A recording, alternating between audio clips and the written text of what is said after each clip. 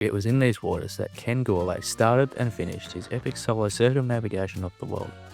Almost exactly 19 years later, in 2025, his son Tristan is about to make the very same voyage, and he hopes to go just a little quicker. Sort of something I've been wanting to do as a young kid, ever since I learnt to sail dinghies, and having Dad go was a good, a good inspiration, and also a good, feeling out for what's involved fully. Tristan will have a little head start on his father, beginning his trip from Hobart as opposed to Launceston. It's just make the trip a little bit more efficient, just starting in those roaring 40s, and I can then get going along.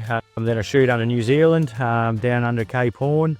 I'll then cruise up come up the east coast of South America, up into the Atlantic, and then I cross the equator in the Atlantic, which is one of the specifications, rounding St. Peter and St. Paul rocks, and then I'll come back down through the Atlantic and around the bottom of Africa, and then headed for home, basically.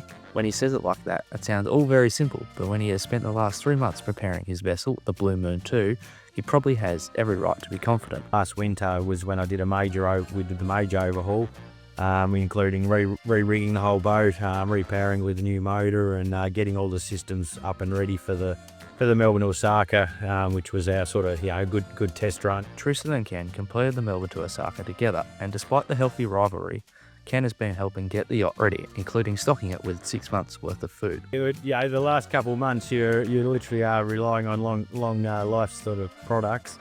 So obviously much fresh stuff as I can get through in the first month or so. Then it sort of starts getting down to your tinned veggies, rice. There's a lot of cereal and long life sort of as many products as I can. But I do enjoy my fishing, so I'll certainly be fishing as much as I can to supplement the diet, especially later on in the trip. And what has to go right to beat the time of 179 days, 22 hours, 58 minutes, and 28.5 seconds? The boat, I've got to keep the boat in one piece. Weather also can play a big thing.